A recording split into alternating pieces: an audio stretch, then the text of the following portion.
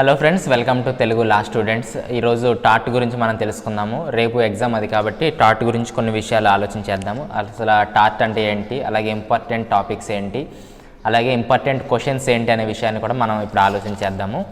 First మనం చూసుకున్నట్లయితే ఒక బ్రీఫ్ ఇన్ఫర్మేషన్ అయితే మీరు తెలుసుకోవాలి. నేను ఫస్ట్ నుంచి చెప్తున్నాను అనమాట.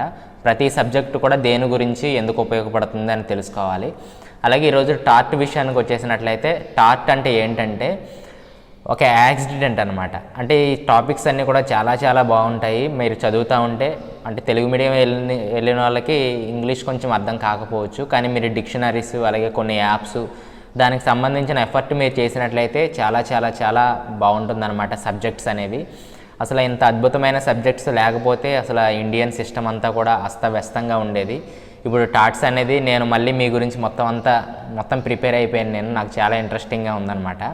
అయితే ఇక్కడ మనం సిలబస్ పేపర్లో చూసినట్లయితే law of torts including MV accidents and consumer protection, కాబట్టి మోటార్ వెహికల్ యాక్ట్ గురించి కూడా ఇందులో ఇవ్వడం జరిగింది. అలాగే కన్జ్యూమర్ ప్రొటెక్షన్ యాక్ట్ గురించి కూడా ఇందులో ఇవ్వడం జరిగింది మనకు సిలబస్లో. అంటే చాలా పెద్దగా ఉంది ఈ సిలబస్ అంతా కూడా ఈ టాట్కి సంబంధించింది. అదే సమయంలో చాలా సింపుల్గా కూడా ఉందన్నమాట. అర్థం చేసుకొని మనం చదవాల్సిన అవసరం అయితే ఉంది.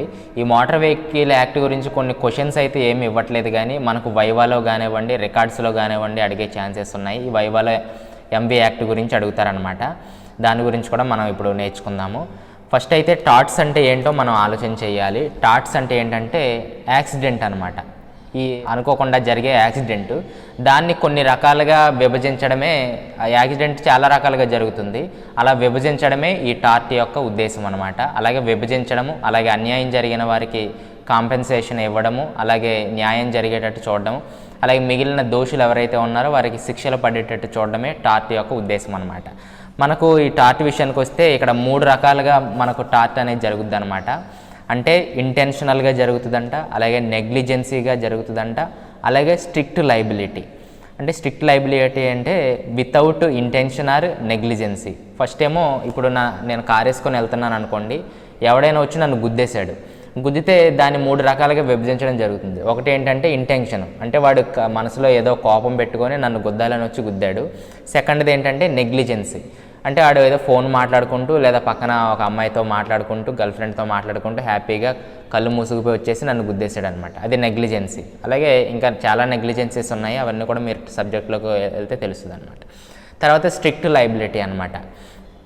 ఆ లైబిలిటీ ఏంటంటే మనకు వితౌట్ నెగ్లిజెన్సీ, అంటే నెగ్లిజెన్సీ కాకుండా ఆర్ మనకు ఇంటెన్షనల్ కాకుండా జరిగే కొన్ని ఉంటాయి అన్నమాట. అది చాలా ఇంపార్టెంట్. ఆ టాపిక్ మీకు రేపు ఎగ్జామ్లో కూడా వచ్చేయచ్చు.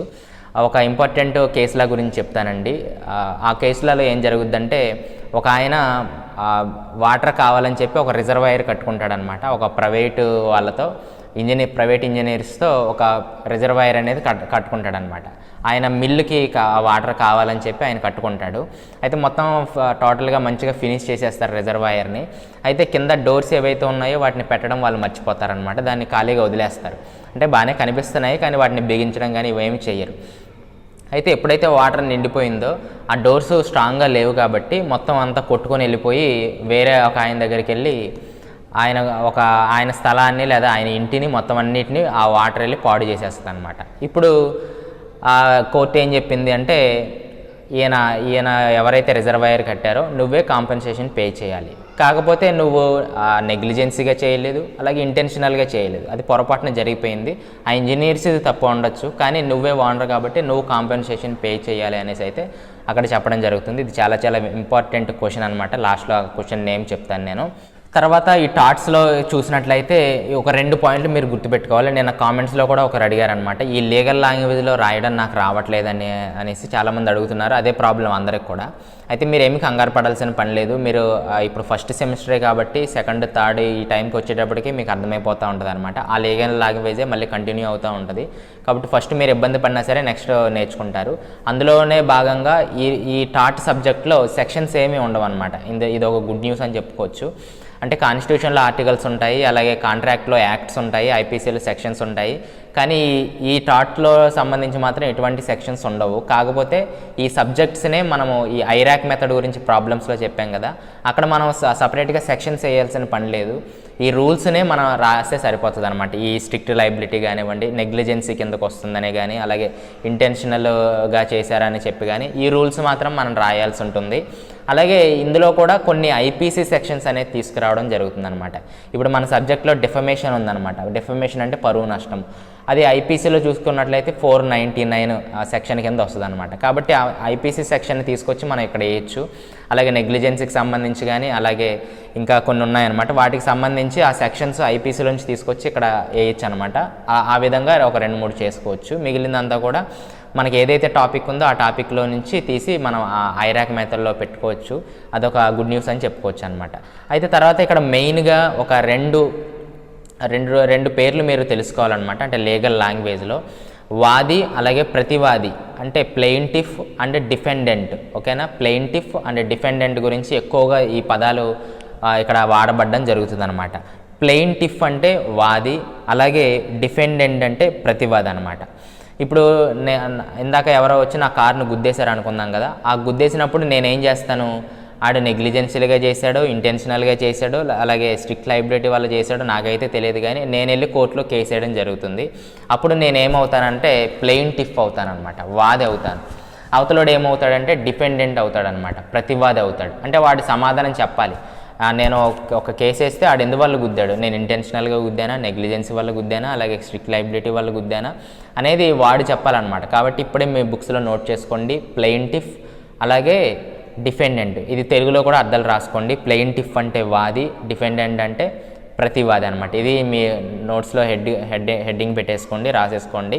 ఈ విధంగా మీరు తెలుగులో ఇంగ్లీష్లో రాసుకొని మీరు సపరేట్ ఒక బుక్ ప్రిపేర్ చేసేసుకొని ఎగ్జామ్స్ రాస్తే మీకు ఆ మ్యాటర్ అనేది మీ మైండ్లోకి వెళ్ళిపోతుంది. అలాగే మీరు దాన్ని ఊహించుకొని ఇప్పుడు వాది కానివ్వండి, ప్రతివాది కానీ ఏం చేస్తాడు అనేసి, నువ్వైతే ఏం చేస్తావు, ఇప్పుడు నీ కారు గుద్దితే నువ్వేం చేస్తావు అని చెప్పి ఒక ఉదాహరణలుగా మీరు రాసుకుంటూ వెళ్ళిపోతే చాలా బాగా అర్థమయ్యే అవకాశాలు అయితే ఉందన్నమాట. కాబట్టి అర్థం చేసుకోండి, plaintiff and defendant. Okay, 2 names అయితే బాగా వస్తాయన్నమాట. ఓకే, నాకు టైం లేదు, కానీ టైం ఉంటే ప్రతి ఒక్క సబ్జెక్ట్ని కూడా నేను ఒక 40-50 మినిట్స్ వచ్చేస్తుంది. మీరు చూస్తారో లేదో తెలియదు, కానీ ఫ్యూచర్లో ఒకవేళ ఓపిక ఉంటే నేను ఈ సబ్జెక్ట్స్ అన్ని సబ్జెక్ట్స్ కూడా నాకు రివిజన్ అవుతుంది, మీకు యూజ్ అవుతుంది. కాబట్టి ఇవన్నీ కూడా ఒక 40-50 నిమిషాలు వస్తుంది ఒక్కొక్క టాపిక్. అయినప్పటికీ అవన్నీ కూడా నేను చెప్పడానికి ట్రై చేస్తాను. ఓకే, లేట్ చేయకుండా మనం క్వశ్చన్స్లోకి వెళ్ళిపోదాం అనమాట. ఓకే, ఇంట్రడక్షన్ అర్థమైంది కదా, టార్ట్ అంటే ఏంటి, అలాగే ప్లెయింటిఫ్, డిపెండెంట్, అలాగే 3 టైప్స్ ఆఫ్ టార్ట్స్, అలాగే ఇవన్నీ కూడా నేర్చుకుందాం. చాలా చాలా ఇంపార్టెంట్ అండి. ఇప్పుడు చూడండి, టాపిక్స్లోకి వెళ్ళిపోదాం. ఇక్కడ టాపిక్స్లో చూసుకున్నట్లయితే మనకు 12 చాప్టర్స్ అయితే ఇక్కడ ఇవ్వడం జరిగింది. మొదటి చాప్టర్లో మనం చూసుకున్నట్లయితే meaning, nature and scope of tart. Okay, tart అంటే ఏమనుకుందాము, ఒక సివిల్ రాంగ్ అనమాట, ఒక యాక్సిడెంట్ అనమాట. అది క్రిమినల్ రాంగ్, అది సివిల్ రాంగ్. కొన్ని సందర్భాల్లో క్రిమినల్ రాంగ్ అయ్యే అవకాశాలు ఉన్నాయి, కానీ ఇది మాత్రం సివిల్ రాంగ్ అని అయితే చెప్పడం జరిగిందనమాట. ఓకేనా, tart is a civil wrong అనేసి మనం చదువుకుంటూ ఉంటాము ఈ సబ్జెక్ట్లో. కాబట్టి దీని యొక్క మీనింగ్, దాని యొక్క స్వభావము, అంటే టార్ట్ అంటే ఏంటి అనేది మనకు ఇంగ్లీష్లో నుంచి వచ్చిందా, ఫ్రెంచ్లో నుంచి వచ్చిందా అనేసి ఈ సబ్జెక్ట్లో మనకు ఇంట్రడక్షన్లో ఇవ్వడం జరుగుతుంది. ఇందులో నుంచి కంపల్సరీగా ఒక క్వశ్చన్ అయితే వచ్చేస్తుంది. కాబట్టి ఖచ్చితంగా ఈ సబ్జెక్ట్ అనేది కవర్ చేయండి. ఓకేనా, meaning and definition of tort, అలాగే difference between tort and crime. అసలు టార్ట్ అంటే ఏంటి, క్రైమ్ అంటే ఏంటి, ఇది సివిల్ రాంగా, క్రైమ్ రాంగా, ఇవన్నీ కూడా మీరు ఒకసారి ఆ సబ్జెక్ట్ చూసుకోండి. అలాగే essential ingredients of A tart, ఇదంతా కూడా ఒకసారి కవర్ చేసేసేయండి. ఇందులో అయితే కంపల్సరీగా ఒక క్వశ్చన్ వస్తుంది. ఆ క్వశ్చన్స్ అన్ని మనం లాస్ట్లో చూద్దాం. తర్వాత సెకండ్ చాప్టర్లోకి మనం వెళ్ళినట్లయితే జనరల్ ఎక్సెప్షన్స్, ఇందులో నుంచి కూడా ఒక క్వశ్చన్ వస్తుందండి. అయితే చాప్టర్ 1, చాప్టర్ 2లోంచి ఫస్ట్ దాంట్లోనే 1 ఆర్ అది కానీ ఇది కానీ రాయమని ఒక క్వశ్చన్స్ అని అడుగుతాడని నేను అనుకుంటున్నాను. కాబట్టి మీరు ఫస్ట్ చాప్టర్ క్లియర్గా బాగా చదివేసుకున్నట్లయితే సెకండ్ది అటెంప్ట్ చేయాల్సిన పని లేదు. కానీ సెకండ్లో జనరల్ ఎక్సెప్షన్స్లో చాలా చాలా మంచి టాపిక్స్ అయితే ఉన్నాయన్నమాట. ఇది కూడా మనం కంపల్సరీగా చదవాలి, ఎగ్జామ్లో రాకపోయినా మనం చదవాల్సిన అవసరం ఉందన్నమాట. General exceptions. ఓకే, ఈ ఎక్సెప్షన్స్లో చూసుకుంటే కొన్ని ఒక 10-12 ఎక్సెప్షన్స్ అయితే ఉన్నాయన్నమాట. అందులో మెయిన్గా చెప్పుకోవాల్సింది ఏమైనా ఉందంటే యాక్ట్ ఆఫ్ గాడ్ అనమాట. మనందరికీ తెలుసు గోపాల సినిమాలో యాక్ట్ ఆఫ్ గాడ్ మీదే ఉంటుంది అనమాట. చాలా చాలా ఇంపార్టెంట్. ఆ డైరెక్టర్ ఎవరో కానీ హ్యాట్స్ ఆఫ్ చెప్పాలన్నమాట. నిజంగా అసలు యాక్ట్ ఆఫ్ గాడ్ గురించి మనం తెలుసుకోకుండా ఒక లా విద్యార్థి ఉండకూడదు. యాక్ట్ ఆఫ్ గాడ్ అంటే ఏంటండి అంటే యాక్ట్ ఆఫ్ గాడ్ అంటే ఏంటంటే ఇప్పుడు మామూలు రెయిన్స్ వస్తున్నాయి, ఆ రెయిన్స్ కాకుండా ఒక బేభత్సమైన రెయిన్ వచ్చేసి కొంతమంది చనిపోయారు అనుకోండి, అది ఎవరు చేసిందంటే ఎవరు చేయలేదు, అది దేవుడు చేసినట్టే లెక్క అనమాట. కాబట్టి అది యాక్ట్ ఆఫ్ గాడ్. ఇక్కడ బుక్లో ఏం రాయబడిందంటే హెవీ రెయిన్స్, అలాగే ఎర్త్ క్వేక్స్, అలాగే ఫ్లడ్స్, అలాగే సునామీస్, అలాగే మనం సినిమాలో కూడా చూసుకున్నట్లయితే ఆయన బిల్డింగ్ అంతా అలాగే ఆయన షాప్ అంతా కూడా కూలిపోవడం జరుగుతుంది, ఆయనకి చాలా నష్టం వస్తుంది. అది మానవులు ఎవరు చేయలేదు. అది ఎవరి కిందకి వస్తుందంటే మానవులు చేయని వాటిది ఏదైనా ఉందంటే అది యాక్ట్ ఆఫ్ గాడ్ కిందే వస్తుంది అనమాట. ఇలాంటి జనరల్ ఎక్సెప్షన్స్ అయితే కొన్ని ఉన్నాయన్నమాట. కాబట్టి అవి క్లియర్గా చూసుకోండి. అవి కూడా చాలా ఇంపార్టెంట్. ఈ జనరల్ ఎక్సెప్షన్స్లో నుంచి act of God 5 marks questions ఇవ్వడం జరిగింది. రేపు పొద్దున యాక్ట్ ఆఫ్ గాడ్కి తప్పించి మిగిలిన ఏదో ఒకటి ఇవ్వడం జరుగుతుంది. అది 5 మార్క్స్కి ప్రిపేర్ అయితే మీరు సరిపోద్ది అనమాట. ఓకే, మీరు ప్రిపేర్ అవుతానంటే 10 మార్క్స్ కూడా ప్రిపేర్ అవ్వచ్చు. తర్వాత చాప్టర్ 3లోకి వచ్చేసినట్లయితే కెపాసిటీ టు షూ అంటే ఏంటంటే కేసు వేయడం అనమాట, దావా వేయడం. ఇప్పుడు నన్ను యాక్సిడెంట్ ఒకటి నా కారుని వచ్చి గుద్దేశాడు, ఇప్పుడు నేను ఏం చేయాలి, కెపాసిటీ టు షూ అనమాట. అప్పుడు కెపాసిటీస్ గురించి మనం మాట్లాడుకోవాలి. ఒక మైనర్ వెళ్ళి దావా చేయగలడా, లేదా కేసు ఫైల్ చేయగలడా, అలాగే ఒక పిచ్చి వ్యక్తి లొనాటిక్స్ కానీ మైనర్ కానీ కార్పొరేషన్స్ కానీ వీళ్ళందరూ వెళ్ళి చేయడానికి రూల్స్ ఏ విధంగా ఉన్నాయి. ఒక పిచ్చి వ్యక్తి గురించి లొనాటిక్స్ ఉంటారనమాట. ఆ లొనాటిక్స్ ఇందాక చదివాను, చాలా ఇంట్రెస్టింగ్గా ఉందన్నమాట. ఒక పిచ్చి వ్యక్తి మామూలుగా అయితే ఆయన ఏం చేస్తాడో ఆయనకు తెలియదు అనమాట. రోడ్డు మీద మనం వెళ్తున్నాం అనుకోండి, రాయి పట్టుకొని మొన్నే ఒక వీడియో చూశాను, రాయి పట్టుకొని తల మీద కొట్టేశాడు, ఆడు హ్యాపీగా నడుచుకుంటూ వెళ్ళిపోతున్నాడు, ఈయన స్పాట్లో డెడ్ అయిపోయాడు అనమాట. అంటే తలకి తగిలింది కాబట్టి ఆయన చనిపోయాడు. ఇప్పుడు ఆ పిచ్చి వ్యక్తిని మనం ఎలాగా ఆయన మీద కేసు ఫైల్ చేస్తాము, అసలు ఐపీసీ సెక్షన్స్ ప్రకారం చూస్తే ఆ పిచ్చి వ్యక్తికి ఆయన దోషి అని తీర్పు వస్తుంది, కానీ ఆయన శిక్షించడానికి వారు సరిపోరనమాట. ఎందుకంటే ఆడు పిచ్చోడు, ఆడికి ఏం చేస్తామని. కాబట్టి ఇలాంటి టాపిక్స్ కెపాసిటీ టు షూ, ఒక చిన్నపిల్లోడు దావా వేయగలడా ఆడికి జరిగిన నష్టానికి, కాబట్టి దానికి సంబంధించిన కెపాసిటీ ఏ విధంగా ఉంది ఈ దావా వేయడానికి. కాబట్టి ఇవి కూడా మనం అందులో రూల్స్ అనేది ఇవ్వడం జరుగుతుంది. ఇందులో కూడా 5 మార్క్స్ క్వశ్చన్స్ అయితే ఇచ్చే అవకాశాలు ఉన్నాయి. లాస్ట్ ఇయర్ ఒక 10 మార్క్స్ క్వశ్చన్స్ కూడా ఇచ్చాడనమాట, మైనర్ ఆర్ ఇన్ఫెంట్స్ అని చెప్పి దాని గురించి ఇచ్చాడు. ఈసారి లొనాటిక్స్ గురించి ఇస్తే ఇవ్వచ్చు. లొనాటిక్ గురించి కూడా చదవండి, 5 మార్క్స్కి వచ్చే ఛాన్సెస్ అయితే ఉన్నాయన్నమాట. తర్వాత చాప్టర్ 4 చూసినట్లయితే జాయింట్ టార్ట్ ఫీజర్స్ అనేసి అయితే ఉందన్నమాట. అంటే దేనికి సంబంధించిందంటే ఇప్పుడు టార్ట్ అంటే ఏమనుకున్నాము, యాక్సిడెంట్ అనే అనుకున్నాం అనమాట. అయితే ఈ జాయింట్ టార్ట్ ఫీజర్స్ అంటే ఏంటంటే ఒకరు లేదా అంతకంటే ఎక్కువ మంది అంటే ఇద్దరు అనమాట. అంటే ఒక ఇద్దరు కలిసిగా వచ్చి ఒక యాక్సిడెంట్ను మనకు చేసినట్లయితే అదే జాయింట్ టార్ట్ ఫీజర్స్. కాబట్టి దానికి సంబంధించిన ఆ ఇద్దరికి సంబంధించిన రూల్స్ రెగ్యులేషన్స్ అవన్నీ కూడా ఈ చాప్టర్లో ఇవ్వడం జరుగుతుందన్నమాట. ఇది కూడా కొంచెం పక్కకి పెట్టేద్దాం, ఇది కూడా ఇంపార్టెంటే కానీ అంతగా కాదు. కాబట్టి తెలుసుకోవాలి, ఇదైతే తెలుసుకోవాలి. అంటే సబ్జెక్ట్స్ వైజ్ వస్తున్నాం కాబట్టి ఫస్ట్ మనం మీనింగ్ తెలుసుకున్నాం, అలాగే జనరల్ ఎక్సెప్షన్ తెలుసుకున్నాం, అలాగే కెపాసిటీ టు షూ నేర్చుకున్నాం, అలాగే జాయింట్ అంటే ఒకరు కాకుండా ఒక ఇద్దరు లేదా ముగ్గురు లేదా నలుగురు వచ్చి వాళ్ళు ఇంటెన్షనల్గా కానివ్వండి, నెగ్లిజెన్స్గా కానివ్వండి, అలాగే వితౌట్ నెగ్లిజెన్సీ వితౌట్ ఇంటెన్షన్గా కానివ్వండి, ఒక యాక్సిడెంట్ మనకు చేసినట్లయితే, ఒక నష్టం మనకు చేసినట్లయితే వాళ్ళకి సంబంధించిన రూల్స్ ఏ విధంగా ఉంటే వాళ్ళకి కాంపన్సేషన్ ఏ విధంగా ఉంటుంది అనేసి అయితే అందులో ఉంటుందన్నమాట. ఇప్పుడు ఒకటి చెప్తాను చూడండి. ఏ బి ఒక ఇద్దరు ఉన్నారనుకోండి, ఈ ఇద్దరు కారు ర్యాష్గా వచ్చేసి సికి డ్యామేజ్ చేశారనమాట. అయితే ఈ ఏబి ఉన్నారు కదా, ఇందులో డ్రైవింగ్ చేసేవాడు ఏ అనమాట.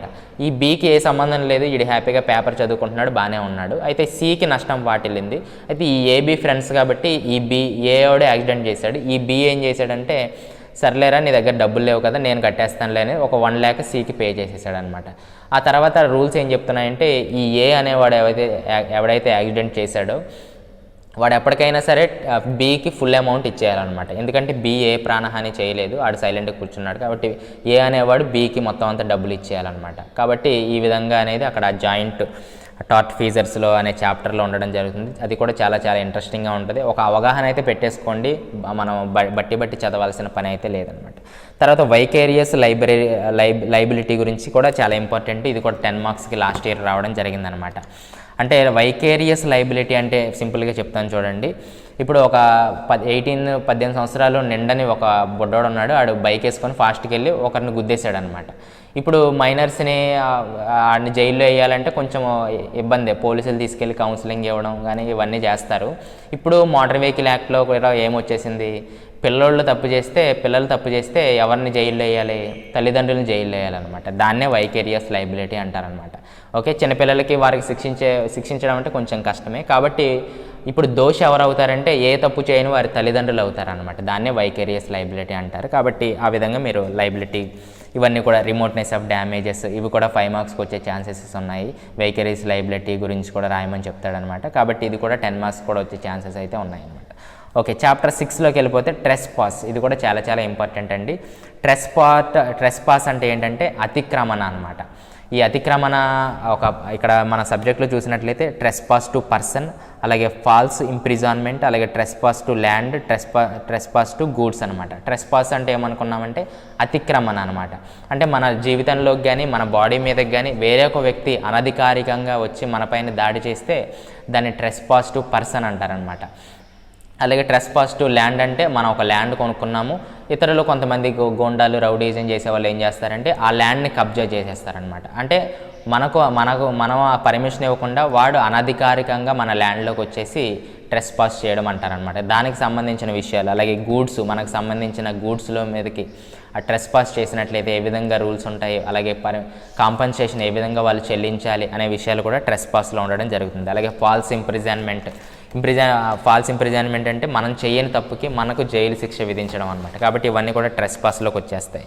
తర్వాత చాప్టర్ 7 చూసినట్లయితే law of defamation section, IPC section 499లో ఉంటుందన్నమాట. ఇక్కడ లా ఆఫ్ డెఫమేషన్లో ఒక మంచి మాట రాయబడడం జరిగిందనమాట. డెఫమేషన్ అంటే పరువు నష్టం.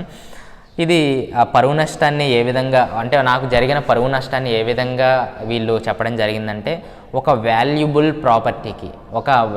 ప్రాపర్టీకి ఎలాగైతే నష్టం వాటిల్లితే ఉంటుందో, అంటే ఇప్పుడు 100 కోట్లు ఒక ల్యాండ్ ఉందనుకోండి, దానికి ఒక నష్టం వాటిల్లింది, అప్పుడు ఎంత బాధపడిపోతామో అలాగే ఒక పేద వ్యక్తి కానివ్వండి, ఒక రిచ్ పర్సన్ కానివ్వండి, అలాంటి వాళ్ళకి జరిగిన నష్టాన్ని కూడా, పరువు నష్టాన్ని కూడా అదే విధంగా మనం పరిగణించాల్సిన అవసరం ఉంది. కాబట్టి పరువు నష్టం అనేది చాలా చాలా తీవ్రమైన పరిణామాలు అనేసి అయితే ఇక్కడైతే చెప్పడం జరిగిందనమాట. కాబట్టి దాన్ని డెఫమేషన్ అంటారు, లా ఆఫ్ డెఫమేషన్ అంటారు. కాబట్టి దానికి సంబంధించిన రెమెడీస్ కానివ్వండి, రూల్స్ కానివ్వండి అందులో ఉంటాయి, అది కూడా ఒకసారి చూసేసుకోండి. తర్వాత టార్ట్ ఆఫ్ న్యూసెన్స్ గురించి కూడా ఐపీసీ సెక్షన్లో 268 సెక్షన్ మనకు చెప్తా ఉంటుంది అనమాట. న్యూసెన్స్, పబ్లిక్ న్యూసెన్స్ కానివ్వండి, వీటన్నిటి గురించి ఇక్కడ మనం చూసినట్లయితే న్యూసెన్స్, మ్యాలిషియస్, ఫ్లెష్ఫుల్, ప్రాసిక్యూషన్ ఇలా ఇవ్వడం జరిగింది. తర్వాత లా ఆఫ్ నెగ్లిజెన్స్ గురించి కూడా ఐపీసీ సెక్షన్లో 304లో ఉందన్నమాట. కాబట్టి నెగ్లిజెన్స్ అంటే ఏంటి, నెర్వస్ షాక్, లాస్ట్ ఇయర్ 10 మార్క్స్లో నెర్వస్ షాక్ గురించి ఇవ్వడం జరిగింది. కాబట్టి ఒక్కొక్కసారి law of defamation, nuisance, negligence ఈ 3 కలిపిస్తాడు, డిఫరెన్సెస్ ఇస్తాడు. కాబట్టి ఈ 3 కూడా ఒక అవగాహన అయితే మీరు తెచ్చుకోండి. అసలు అవన్నీ మనకు తెలుసు కదండి. పరువు నష్టం గురించి తెలుసు, ఒక వ్యక్తిని ఏ విధంగా పరువు నష్టం చేస్తాడనేసి. న్యూసెన్స్ గురించి తెలుసు, అంటే ఒక అపార్ట్మెంట్లో ఏదైనా గొడవలు జరిగాయి అనుకోండి, వాళ్ళు కోర్స్ ఫైల్ చేస్తారు. అలాగే నెగ్లిజెన్సీ గురించి తెలుసు, అలాగే మన ఫోన్ మాట్లాడుకుంటూ డ్రైవింగ్ చేసి ఒకరిని గుద్దేశాం అనుకోండి, ఒక నెగ్లిజెన్సీ. అలా డిఫరెంట్ టైప్స్ ఆఫ్ నెగ్లిజెన్సీస్ ఉన్నాయి, అవన్నీ కూడా మీరు చూసేసుకోవచ్చు. అలాగే చాప్టర్ 10లోకి మనం వచ్చేసినట్లయితే టార్టియస్ లైబిలిటీ అనమాట. లైబిలిటీ అంటే ఏంటంటే బాధ్యతలు అనమాట. కాబట్టి ఈ బాధ్యతల గురించి ఇక్కడ ఇవ్వడం జరిగిందనమాట. అలాగే స్ట్రిక్ట్ లైబిలిటీ ఇందాక మనం చెప్పాము అనమాట. స్ట్రిక్ట్ లైబిలిటీ అంటే ఏమనుకున్నాము, అలాగే వితౌట్ ఇంటెన్షనల్, అలాగే వితౌట్ నెగ్లిజెన్సీగా జరిగేది ఏదో స్ట్రిక్ట్ లైబిలిటీ. దాని గురించి కూడా మీరు చదవండి, చాలా సబ్జెక్ట్ బాగుంటుంది అనమాట. తర్వాత వీటిలో నుంచి ఖచ్చితంగా మనకు స్ట్రిక్ట్ లైబిలిటీలో నుంచి ఒక క్వశ్చన్ అయితే వచ్చేస్తుంది, అది ఫుల్గా ప్రిపేర్ అయిపోయింది, ఒక క్వశ్చన్ చెప్తాను లాస్ట్లో. తర్వాత చాప్టర్లో 11లో చూసినట్లయితే రెమెడీస్ గురించి ఇవ్వడం జరిగిందనమాట. Judicial and extra judicial remedies. కాబట్టి వీటికి నివారణ చర్యలు ఏ విధంగా ఉన్నాయి అనేసి ఆ రెమెడీస్ గురించి ఇవ్వడం జరిగిందనమాట. ఇది కూడా ఒక క్వశ్చన్ లాస్ట్ ఇయర్ రావడం జరిగింది, కాబట్టి కంపల్సరీగా వస్తుంది. అందులో నుంచి కూడా ఒకసారి రెమెడీస్ చూసుకోండి. ఈ ఇయర్ వస్తుందో రాదో మనం చెప్పలేము, కానీ అది మాత్రం కొంచెం ఇంపార్టెంటే.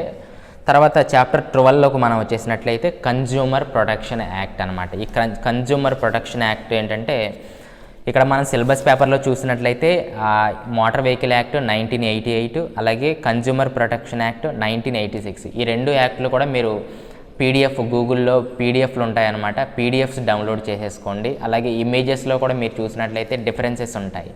అంటే ఇవి కన్జ్యూమర్ ప్రొటెక్షన్ యాక్ట్ ఎప్పుడుది 1986ది, కానీ ఇప్పటికి చాలాసార్లు అమెండ్మెంట్ అలాగే సవరణలు జరిగింది.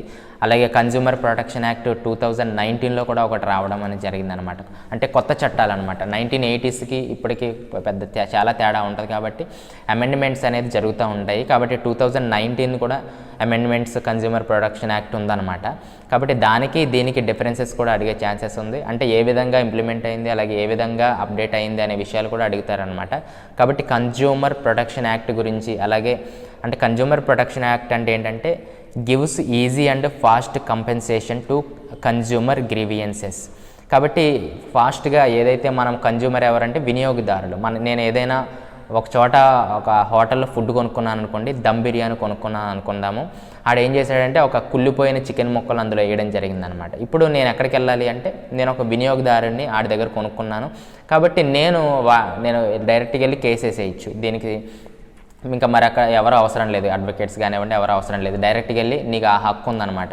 వెళ్ళి ఎక్కడ వేయాలి అంటే కన్జ్యూమర్ ఫారమ్స్లో వేయాలి, కన్జ్యూమర్ కోర్ట్స్లో వేయాలన్నమాట. కాబట్టి ఆ కన్జ్యూమర్ కోర్ట్స్ ఎలా ఉంటాయి, ఎక్కడ ఉంటాయి, ఏ విధంగా మనం ఫైల్స్ వేయాలి అనేసి చెప్పేదే కన్జ్యూమర్ ప్రొటెక్షన్ యాక్ట్ 1986 అలాగే 2019. ఈ రెండింటికి డిఫరెన్సెస్ కూడా పిక్చర్స్లో మీరు చూడొచ్చు అనమాట. కాబట్టి కన్జ్యూమర్ ప్రొటెక్షన్ యాక్ట్ ఏం చేస్తుంది, it safe guards and encourages consumer to speak against insufficiency and flaws in goods and services if traders and manufacturers practice any illegal trade. This act protects their rights as కన్జ్యూమర్గా మన protects అనేది అదే rights అనేది ఇది protect చేస్తుంది అనేసి అయితే ఇక్కడ చెప్పడం జరిగింది. కాబట్టి ఇది చాలా చాలా సింపుల్ అండి. కన్జ్యూమర్ ఒక వినియోగదారులకి ఈ చట్టం లేకపోతే మనం చాలా ఇబ్బందులు ఎదుర్కొంటాం.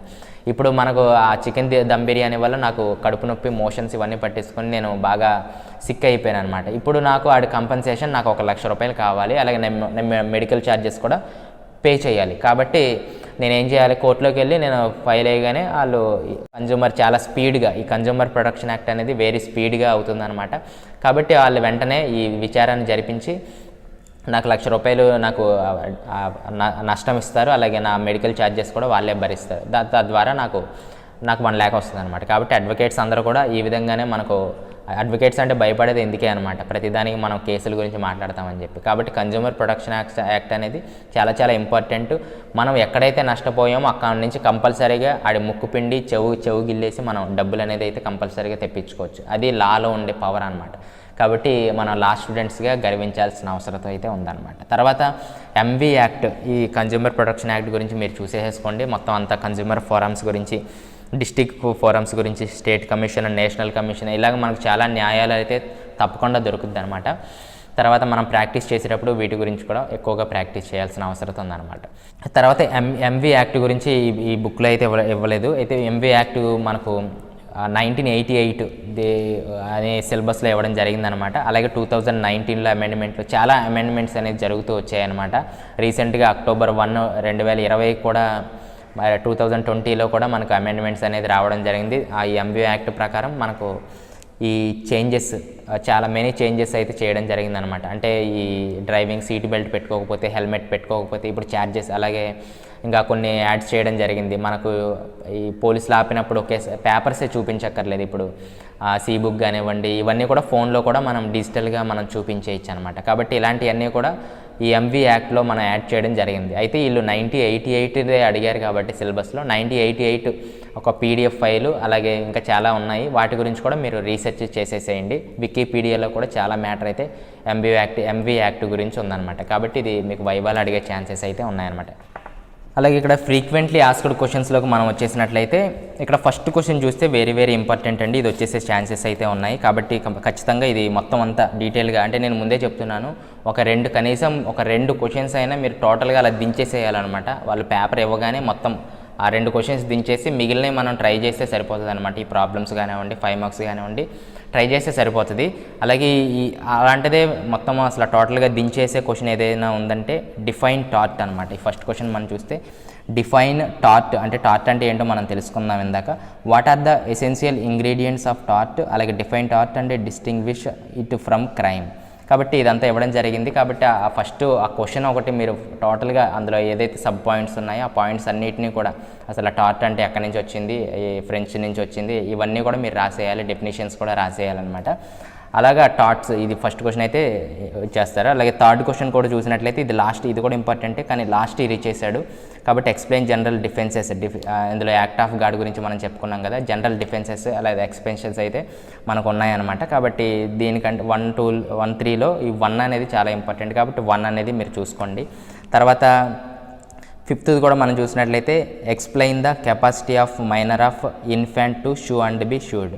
కాబట్టి కెపాసిటీ టు షూ అనేది చాప్టర్ మనం చెప్పుకున్నాం కదా, అందులో నుంచి కూడా ఒక క్వశ్చన్ అయితే వచ్చే అవకాశాలు అయితే ఉన్నాయన్నమాట. ఒక మైనర్ కానివ్వండి, ఒక ఇన్సేన్ పర్సన్ కానివ్వండి, అలాగే ఒక లునాటిక్ కానివ్వండి, కాబట్టి ఇలా త్రాగుబోతులు కానివ్వండి, ఇలాంటి వాళ్ళు ఒక షూ వేస్తే ఏ విధంగా వస్తుందనేసి అయితే ఇందులోంచి అయితే ఒక క్వశ్చన్ అయితే రావచ్చు చాప్టర్ 3లో నుంచి. కాబట్టి అది కూడా మీరు చూసుకోండి. 1 అలాగే 5 క్వశ్చన్. అలాగే 7 క్వశ్చన్లోకి మనం వచ్చేసినట్లయితే explain the relating to remoteness of damages, explain wagon and mound case. కాబట్టి ఇది కూడా వచ్చే ఛాన్సెస్ అయితే ఉన్నాయి. Explain the relating remoteness of damages. కాబట్టి ఈ 7th క్వశ్చన్ కూడా చూసుకుంటాం. తర్వాత 8thలో కూడా వచ్చేద్దాం. 8th చూస్తే define defamation and explain the essential ingredients and exceptions. కాబట్టి డిఫమేషన్ గురించి అయితే, పరువు నష్టం గురించి అయితే చాప్టర్లో చూసామన్నమాట. అది వచ్చేసే ఛాన్సెస్ అయితే ఉన్నాయన్నమాట. కాబట్టి ఆ డిఫమేషన్ గురించి కూడా చూసుకోండి ఒకసారి. తర్వాత 11th క్వశ్చన్ వచ్చేస్తే explain law laid down to Rylands versus Fletcher. ఇది సిలబస్ పేపర్లో కూడా ఒక స్పెసిఫిక్గా వీళ్ళ నేమ్ అయితే ఇవ్వడం జరిగింది, రైలాండ్స్ వర్సెస్ ఫ్లెచర్. ఇది లాస్ట్ ఇయర్ వస్తుందని నేను బాగా చదివేశాను కానీ రాలేదు. ఈ క్వశ్చన్ ఏంటంటే నేను ఫస్ట్ ఒకటి చెప్పాను కదా, ఫస్ట్ ఈ వీడియో స్టార్టింగ్లో ఒక టాపిక్ అయితే చెప్పాను కేసు గురించి. అంటే రిజర్వాయర్ ఈయన బిల్డ్ చేయడం జరుగుతుంది డిఫెండెంట్. ఆ రిజర్వాయర్లో ఈ ఇంజనీర్స్ ఏం చేస్తారంటే ఆ డోర్స్ సరిగ్గా బిగించడం అయితే వాళ్ళు మర్చిపోతారనమాట. అయితే దానివల్ల ఈయన యొక్క నెగ్లిజెన్సీ కానివ్వండి, అలాగే ఇంటెన్షన్ అయితే ఏమీ లేదు. ఎప్పుడైతే రిజర్వాయర్ ఫుల్ అయిపోయిందో ఈ డోర్స్ సరిగ్గా ఉండలేదు కాబట్టి ఆ డోర్స్ ఫ్లోటింగ్కి కొట్టుకెళ్ళిపోయి వేరే వాళ్ళ ఇంటిని కానివ్వండి, ఆయనకి సంబంధించిన కోల్ ల్యాండ్స్ని కానివ్వండి అన్నిటినీ ధ్వంసం చేసేస్తుంది. కాబట్టి ఆయన ఏం చేస్తాడంటే ఈయన మీద షూ వేస్తాడు. ఏంటి కోర్టు ఏం చెప్తుందంటే నువ్వేం తప్పు చేయలేదు, నీ నెగ్లిజెన్సీ వల్ల కానివ్వు, అలాగే నీ ఇంటెన్షన్ కానివ్వు, దేనివల్ల నువ్వు తప్పు చేయలేదు, కాకపోతే ఇక్కడ తప్పు అనేది జరిగింది నీ వాళ్ళ విషయంలో, ఇంజనీర్స్ తప్పు చేశారు కాబట్టి నువ్వు కాంపెన్సేషన్ చెల్లించాలి అనేది దీని యొక్క రైలాండ్స్ వర్సెస్ ఫ్లెచర్ స్ట్రిక్ట్ లైబిలిటీ అనమాట. స్ట్రిక్ట్ లైబిలిటీలో నో ఇంటెన్షన్ అలాగే నో నెగ్లిజెన్స్. కాబట్టి స్ట్రిక్ట్ లైబిలిటీలో సంబంధించి ఈ క్వశ్చన్ అయితే పక్కాగా వచ్చేస్తుందని అయితే నేను అనుకుంటున్నాను అనమాట. కాబట్టి అది చూసుకోండి. ఎందుకంటే లాస్ట్ ఇయర్ ఈ 10th క్వశ్చన్ చూసారా, డొనోగ్యూ వర్సెస్ స్టీవెన్సన్, ఇది పక్కాగా వచ్చేసింది అనమాట. కాబట్టి ఇది ఆల్రెడీ ఇచ్చేసాడు కాబట్టి ఈ స్ట్రిక్ట్ లైబిలిటీకి సంబంధించిన క్వశ్చన్ అయితే ఈ సంవత్సరం ఇస్తాడని అయితే అనుకుంటున్నాను అనమాట. తర్వాత 13, 15 క్వశ్చన్స్ అయితే ఈ రెండు ఒకే విధంగా ఉన్నాయన్నమాట. అంటే explain the salient features of consumer protection act 1986. కాబట్టి ఇది లాస్ట్ ఇయర్ ఇచ్చేసాడు. ఈ 13 క్వశ్చన్ అనేది 1986 కన్జ్యూమర్ ప్రొటెక్షన్ యాక్ట్ సంబంధించి లాస్ట్ ఇయర్ మాకు ఇచ్చేసాడు. కాబట్టి అదే విధంగా ఇవ్వకుండా వేరే విధంగా ఇచ్చే అవకాశం ఉంది. Write an essay on district consumer forum, what are its functions. కాబట్టి డిస్ట్రిక్ట్ కానివ్వండి, స్టేట్ కానివ్వండి, అలాగే నేషనల్ కన్జ్యూమర్ ఫోరమ్స్ కానివ్వండి, ఈ మూడింటి గురించి అయితే అదే డిస్ట్రిక్ట్, నేషనల్, వీటి గురించి అయితే ఇస్తాడని నేను పక్కాగా అనుకుంటున్నాను అనమాట. అయితే 3 క్వశ్చన్స్ అయితే కంపల్సరీగా చెప్పగలను. డిఫైన్ టార్ట్ గురించి అంటే నెంబర్ 1 క్వశ్చన్, అలాగే నెంబర్ 11 క్వశ్చన్, అలాగే 13, ఈ 3 కూడా ఫుల్గా ప్రిపేర్ అవ్వండి. ఈ 3 కూడా వచ్చే ఛాన్సెస్ అయితే ఉన్నాయి. మిగిలింది డిఫమేషన్ గురించి కానివ్వండి, నెగ్లిజెన్స్, న్యూసెన్స్, అలాగే మిగిలిన టాపిక్స్ ఉన్నాయి కదా, షూ కెపాసిటీ టు షూ గురించి కానివ్వండి, జనరల్ ఎక్సెప్షన్స్ గురించి కానివ్వండి, వీటిలోంచి మిగిలిన క్వశ్చన్స్ వచ్చే అవకాశాలు ఉన్నాయి. ఈ 3 అయితే బాగా ప్రిపేర్ అయిపోండి, పక్కాగా దించేయాలి. ఇంకా 5 మార్క్స్ కూడా కొన్ని ఉన్నాయి, బ్యాటరీ అని, అజల్ట్ అని, అలాగే యాక్ట్ ఆఫ్ గాడ్ అని. యాక్ట్ ఆఫ్ గాడ్ మీకు లాస్ట్ ఇయర్ ఇచ్చేసాడు కాబట్టి ఇలా కొన్ని ఉన్నాయి. అవి మీరు ఈ షార్ట్ క్వశ్చన్స్ అనేవి ఉన్నాయి ఈ బుక్లో, విజయ్ లా సిరీస్లో ఉన్నాయి షార్ట్ క్వశ్చన్స్. ఆ షార్ట్ క్వశ్చన్స్లో మీరు చూసుకుంటే ఆ 5 మార్క్స్ క్వశ్చన్స్ కూడా వచ్చేసే అవకాశాలు అయితే ఉన్నాయన్నమాట. కాబట్టి ఇదనమాట క్వశ్చన్స్. అర్థమైందని అనుకుంటున్నాను. ఇంకా కామెంట్స్ ఉంటే కింద కామెంట్స్లో తెలియచేయగలరు. నెక్స్ట్ వీడియోలో మళ్ళీ కలుస్తాను. Thank you. Tata bye bye, see keep smiling.